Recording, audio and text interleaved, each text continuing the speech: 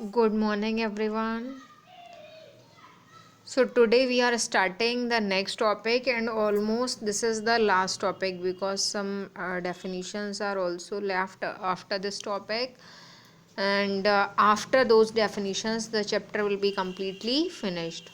Okay, and then we have only the last chapter in your syllabus of physics, that is waves. बस हमारा last chapter बचेगा waves. उसके बाद आपका syllabus finish हो जाएगा. तो हमारा जो टॉपिक है simple pendulum, this is a derivation and it is also one of the most important topic in the chapter oscillations. तो सिंपल पेंडुलम में क्या करना है आपको, you have to define the simple pendulum क्या होता है, और उसके साथ साथ आपको उसको प्रूफ करना पड़ेगा कि जो मोशन होता है सिंपल पेंडुलम का, that motion is a kind of S H M, वो एस एच एम होता है.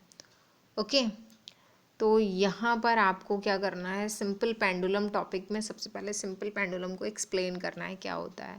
तो जैसा कि आपने सिंपल पेंडुलम का आई होप की डायग्राम देखा ही है, इस तरह का जो अरेंजमेंट जिसमें एक रिजिड सपोर्ट से एक थ्रेड को टाई किया जाता है. थ्रेड जो है वो मासलेस होता है और उसके साथ में कनेक्टेड है bob that is of mass M. और जो ये पूरा अरेंजमेंट है, तो अगर इस पर हम एक फोर्स लगा के इसको डिस्प्लेस करके मीन पोजीशन से छोड़ देते हैं तो बॉब इस तरह से दोनों साइड में ऑसिलेट करता रहता है. ओके तो अगर हम इसको डिफाइन करेंगे अरेंजमेंट को कि what arrangement is called simple pendulum, तो जो आइडियल सिंपल पेंडुलम होना चाहिए that consist of a point mass suspended. ये जो मास है बहुत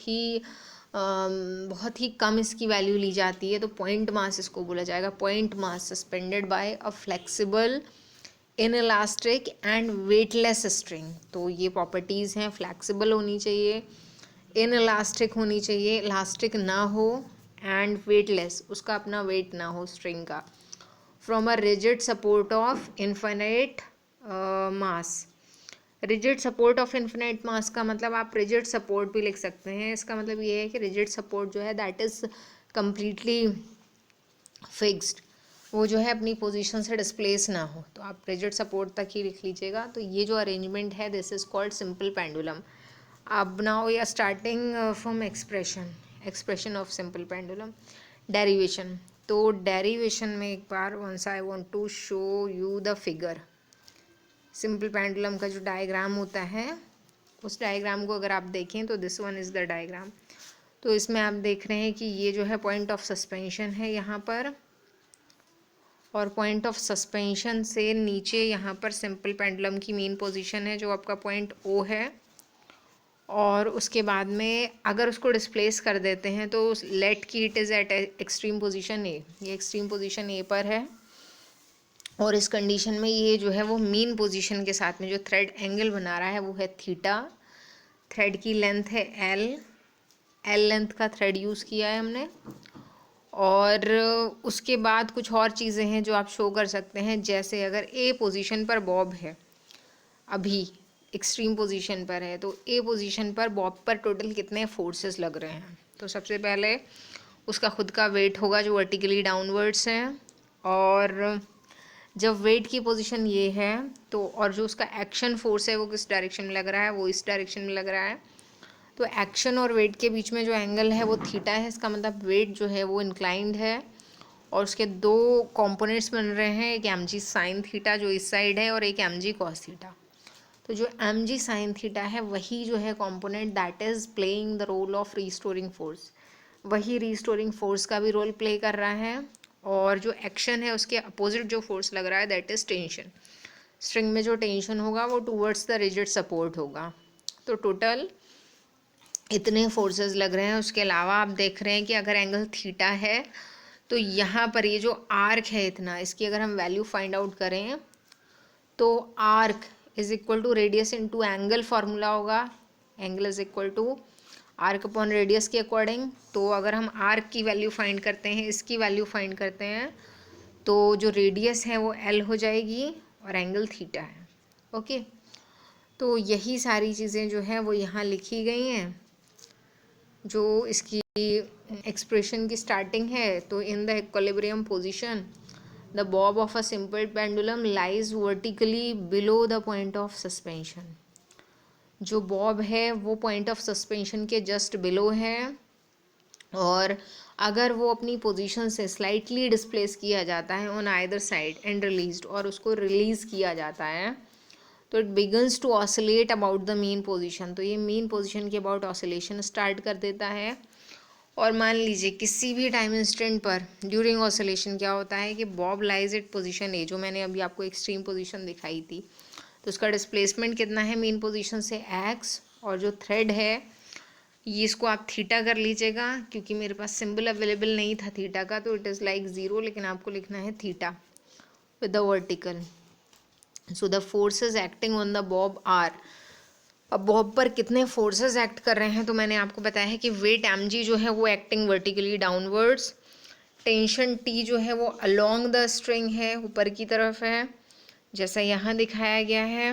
उसके अलावा अब जो हमारा डेरिवेशन स्टार्ट होगा, तो उस डेरिवेशन में मैंने आपको बताया कि फोर्स mg जो है उसके 2 कंपोनेंट्स हैं, mg cos theta along the thread balanced by the tension. देख रहे हैं mg cos थीटा और टेंशन एक दूसरे के अपोजिट हैं, तो कैंसिल आउट हो जाएंगे। जबकि mg sin थीटा जो है वो क्या कर रहा है, वो प्रोवाइड कर रहा है रीस्टोरिंग फोर्स। तो यहाँ लिखा है देन द रीस्टोरिंग फोर्सेस। अब क्योंकि आपको पता है रीस्टोरिंग फोर्स डिस्प्लेसमेंट के अपोजिट होता है, तो लिखा है F is equal to minus mg sin theta. Okay, minus mg as it is है, और साइन थीटा का ये जो है this is the expansion of sine theta, ये साइन थीटा का एक्सपेंशन है। साइन थीटा को जब आप एक्सपेंड करेंगे तो ये आता है theta minus theta cube upon factorial 3 plus theta 5 upon factorial 5 minus and so on. Sign alternate आते हैं, थीटा की पावर्स इंक्रीज होती हैं और फैक्टोरियल की फॉर्म में लिखा जाता है। फिर यहाँ से अगर आपने थीटा कॉमन ले लिया तो 1 minus theta square upon 6 plus theta 4 upon 120। Factorial में भी लिख सकते हैं, नो नीड टू। अगर आपको नहीं पता है फैक्टोरियल एक्सपेंड कैसे होगा तो उसको समझने की ज़रूरत भी नहीं है यहाँ पर, क्योंकि आपको बस पहले वाले टर्म का ही यूज़ करना है। माइनस mg थीटा कॉमन ले लिया, बाकी जो बचा है वो 1 minus theta square upon factorial 3 plus theta 4 upon factorial 5 ऐसे लिख सकते हैं। अब क्या होगा, क्योंकि थीटा जो है डिस्प्लेसमेंट मीन पोजीशन से वो पता है आपको ऑलरेडी कि थीटा बहुत स्मॉल है, तो जब थीटा की वैल्यू कम है तो स्क्वायर और 4 की जो पावर्स हैं उनका भी कोई बहुत ज़्यादा इफेक्ट नहीं होगा, तो हम सिर्फ पहली वाली पावर तक ही लेते हैं। तो थीटा स्मॉल है तो F is equal to minus mg theta, बस 1 तक लेते हैं हम। उसके बाद क्या होगा, ये जो रिलेशन आ गया आपका F is equal to minus mg theta, इसको एज इट इज़ छोड़ देते हैं। और उसके बाद आपको क्या करना होगा, उसके बाद आप यहाँ थीटा की वैल्यू जो है वो पुट करेंगे। तो यहाँ थीटा की वैल्यू कैसे पुट करेंगे, जो अभी आपको रिलेशन बताया गया कि थीटा क्या है, x अपॉन एल है। तो थीटा जो x अपॉन एल वैल्यू है उसको आप अबव रिलेशन में पुट कर देते हैं। तो F is equal to minus mg, और थीटा के प्लेस पर क्या आ जाना है, x अपॉन एल। उसके बाद आपने क्या किया, ma फोर्स की वैल्यू पुट की है, ma राइट साइड में वैसे ही आ गया minus mg x upon L.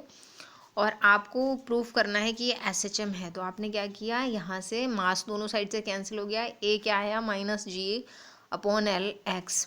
और यहाँ पर आप अगर डिफरेंशियल इक्वेशन से कंपेयर करने जा रहे हैं तो g अपॉन एल को आपने रिप्लेस कर दिया ओमेगा स्क्वायर से, क्योंकि डिफरेंशियल इक्वेशन की फॉर्म ही ये है। तो आपका रिलेशन आ गया a is equal to minus omega square x. और उसके बाद में सबसे पहले आप ये लिखेंगे कि hence acceleration is directly proportional to displacement, और उसके अपोजिट भी है, तो इसका मतलब ये जो मोशन है ये शो कर रहा है SHM, और इसके साथ में आपको उसका टाइम पीरियड फाइंड करना होगा। तो टाइम पीरियड का रिलेशन है 2 पाई अपॉन ओमेगा, और ओमेगा आपने किसको लेट किया है, under root G upon L, या फिर टाइम पीरियड का relation 2 pi under root L over G. ये बहुत इंपॉर्टेंट रिलेशन है, डायमेंशनल एनालिसिस में भी इसका यूज़ होता है, क्योंकि आपको हो सकता है इसकी करेक्टनेस चेक करना हो कि रिलेशन ठीक है, जिस फॉर्म में लिखा है वो सही है या नहीं है। तो ये इसका डेरिवेशन है, कंप्लीट डेरिवेशन। तो अब क्या करना है, आपको यहीं तक कंप्लीट करना है आज, क्योंकि एक डेरिवेशन एक ही टाइम में अगर कंप्लीट करेंगे then that will be good. फिर जो हमारे मैंने बताया था कि नेक्स्ट डेफिनीशंस रह गई हैं, बस वही लास्ट पार्ट है इस चैप्टर का, तो वहाँ से हम स्टार्ट करते हैं कल से। Okay, so it is finished here. Thank you.